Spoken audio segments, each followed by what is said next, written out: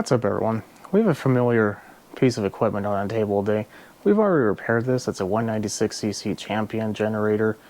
Pretty decent little machine. It's small enough, does a decent output, and it's relatively inexpensive. The owner said that he put it away and it is not starting. My apologies. I actually kind of went through the beginning of this already. Let me catch you up on what we've done. I was for sure thinking that this was going to be a quick one because the fuel was just off. Well, that usually is a good sign of fuel not going to the carb. Turn the fuel on, however, and still nothing happened. Put the choke on, still nothing. Put a little carb spray down the carb of the throat, and it popped right over and died. So we know of a fuel problem. Now, this is going to be something I think we're going to run into one of two situations. One, the jet is plugged, or two, we have water in the bowl. So you don't necessarily need to remove everything I removed. There's a little cover and whatnot. But I'm going to remove this just so it's easy enough for us to look at together. But for the majority of this, you could just take the bowl off. But let's go ahead and get started and we'll see what's going on with it. As I said, you don't really need to do everything we did just to remove the covers. It's pretty much optional. It just makes viewing a lot easier, and it's not that difficult to take it off. Like I said, it's a couple screws. So let's go ahead and get started, because we didn't remove the cover where I'm removing it right now would be blocked.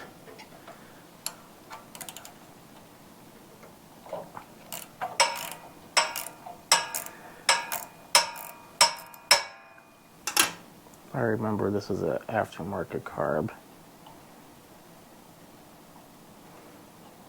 The owner didn't want to pay for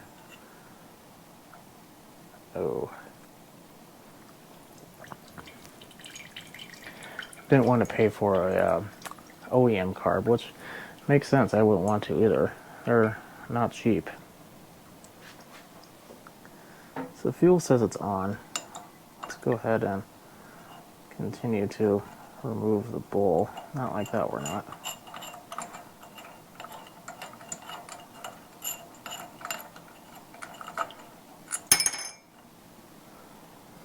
Yeah, there's some sludge in there. So, yeah, there's water. There's a decent amount of water, which is weird because the tank looks like there's no water in it. So either it was ran out of fuel and then there's water in the tank somehow, and then he put more fuel in it and all the water in the tank went into the carb bowl, which is a possibility. Water is heavier than fuel. Water will go to the lowest point, and the bowl and the carb is the lowest point. The fuel's on.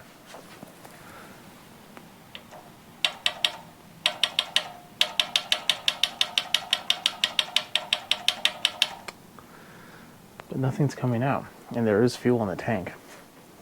So I think we have a problemo for sure. Yeah, nothing's happening at all. Either the filter, the port for the fuel is plugged, maybe even the valve is plugged. I say that because who knows about the policy on saying the real word for that. But either way, there's something definitely not right here, because that fuel is on right now. Let's take off the fuel line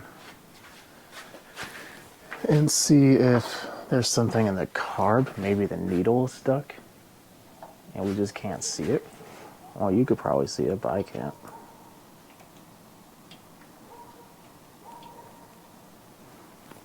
Okay. Nope. Nothing's happening. Oh, a little bit.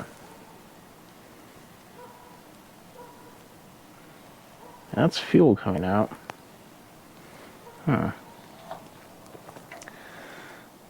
think what we're going to do is we're going to tip this over, because there really isn't a whole lot of fuel in the tank.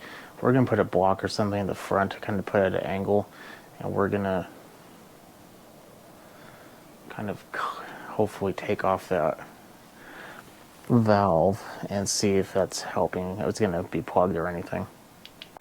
See, the sad part is I literally had this thing running, and he told me he's used this throughout the time, and he just put it away, and then it just isn't running anymore, which tells me he put it away outside most likely.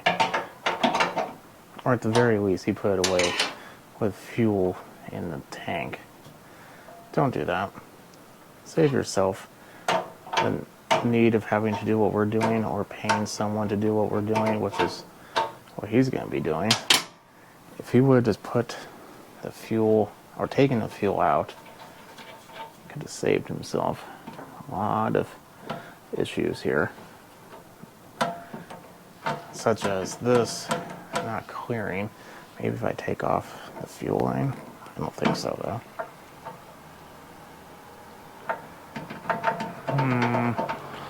So we either need to take off the cover or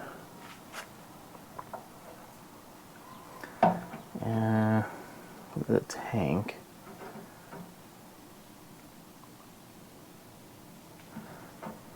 Or let's just see what the little bowl looks like before we get all crazy. What do you say? That is a 10 millimeter. I, for whatever reason, can't find my 10 millimeter wrench, so. Oops.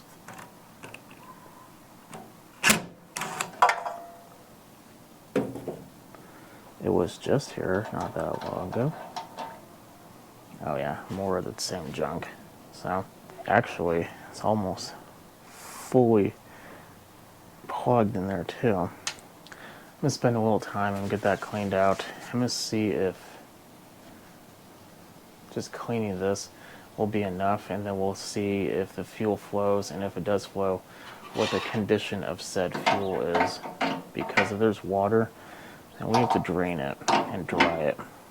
And let me tell you, when I have to start draining fuel, it becomes a lot more expensive. Mainly due to the fact that, or that, the whole thing just corroded off. Oh yeah, it's nasty in there. Well, that's no fun. Wouldn't you know it, I don't have it. And that piece in there is completely broken off. So I'm gonna hope that I can just take like a screwdriver and try to unscrew it. I think it's starting to work.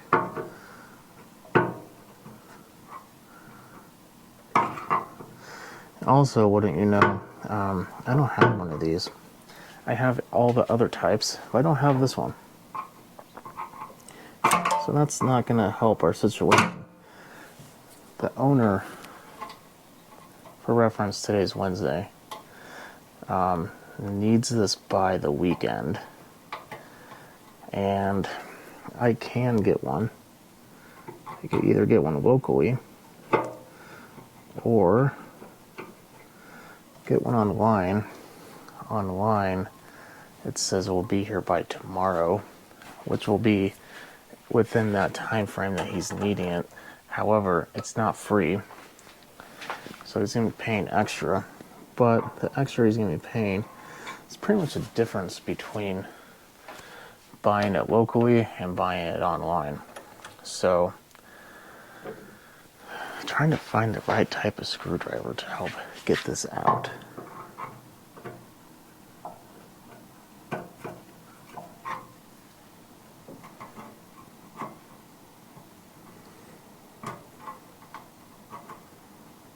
I can't take it out. I can't put the new one in with that broken piece in there. I didn't even tighten it that tight. This thing was just super nasty. There is a lot of threading left over. Maybe I could still use this one. Oh.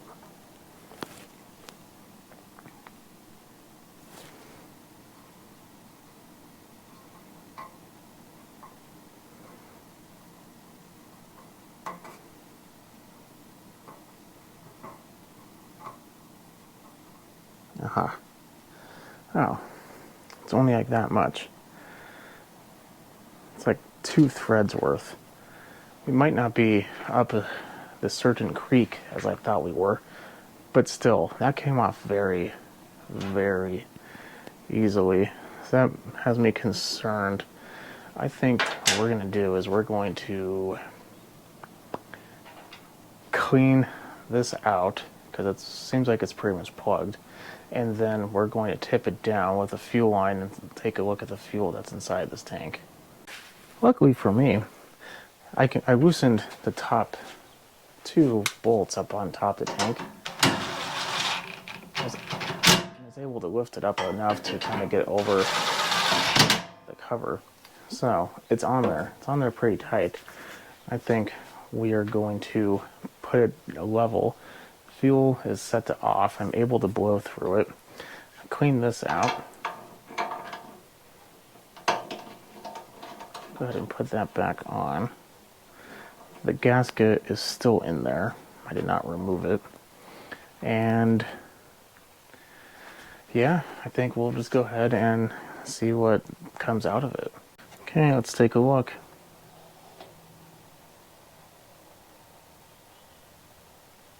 Okay, I was like, come on, I know it was clean.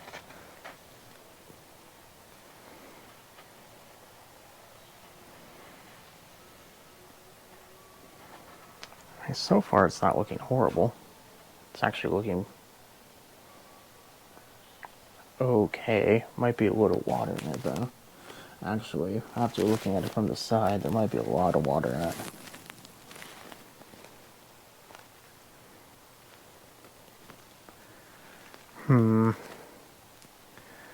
I have a sinking suspicion we're going to be draining a quarter full tank. I think this is 3 gallons, 4 gallons, something like that.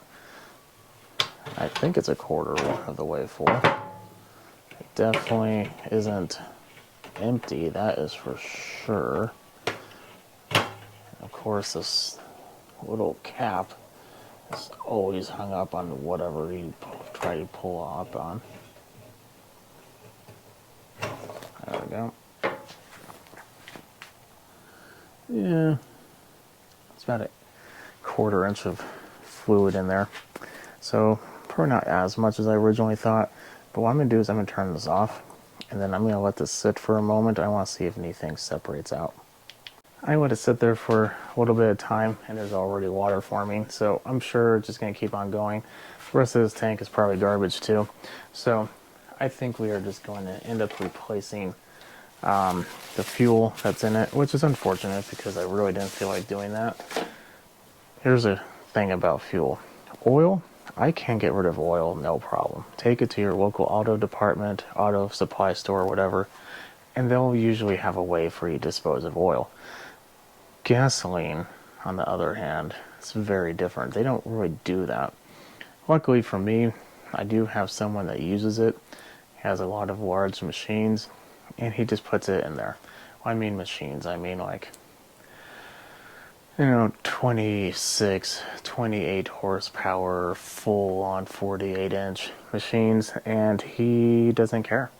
In fact, he asked me for it. As long as it's not watered, it's fine. So what I usually end up doing is I will go ahead and separate it out, give it to him, and he'll take it, as long as it's not super nasty. The super nasty ones, I do have a big container, and then once a year, unfortunately last year they didn't do it because of whatever reasons, my local trash facility will take stuff like this, as long as it's in a sealed container. Yeah, so hopefully I'll get this drained, give it to my buddy, he'll use it in his machines, and we will go ahead and get this taken care of. It's going to be boring just to watch that, so we'll go ahead and just let it drain. I'm going to say something a little controversial here.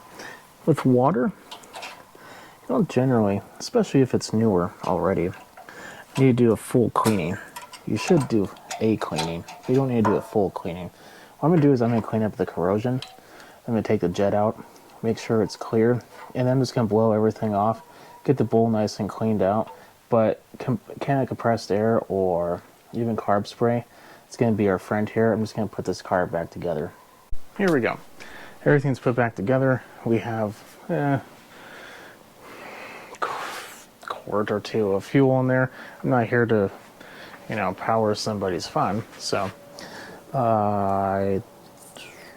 choke is on. Fuel has been on the entire time. We discovered that was on.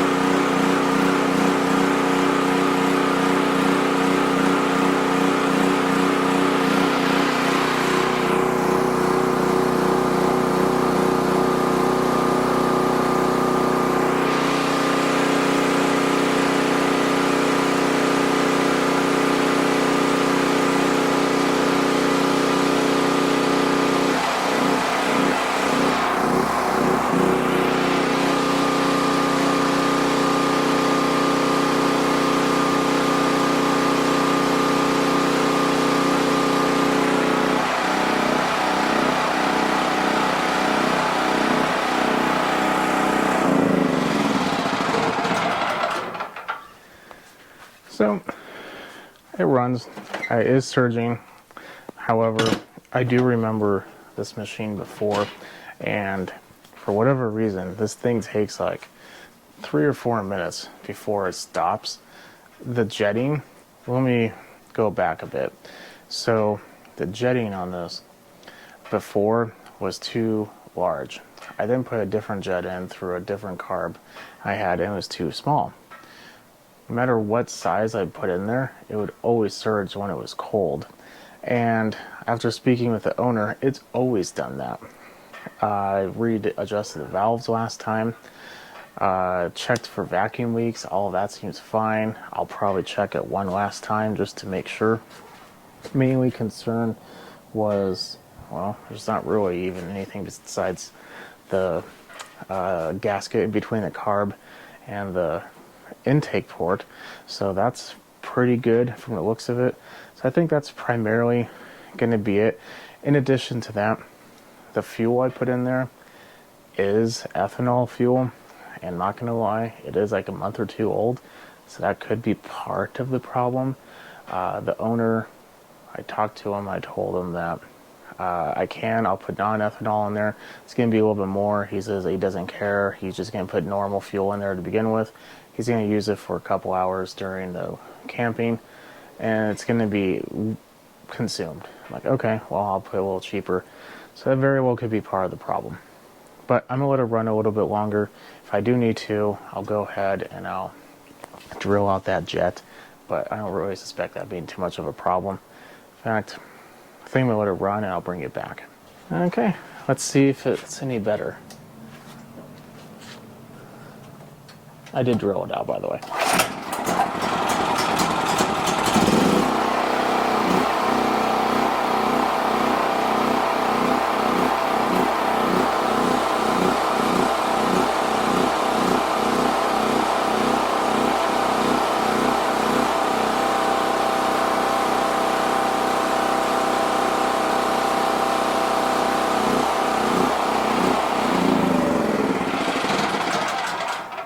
So, like this, it's always going to surge a little bit. Under a load, it cleans up. My battery's about to die, so I can't really show it. But I went through and drilled it out 2 more times. It's running pretty good.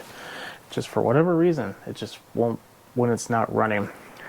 But yeah, I'm going to leave it at that. Follow me on Instagram at SmallEngine101. If you like what you see, definitely subscribe. If you have any questions, leave a comment below. I'll catch you on the next one. Have a good night.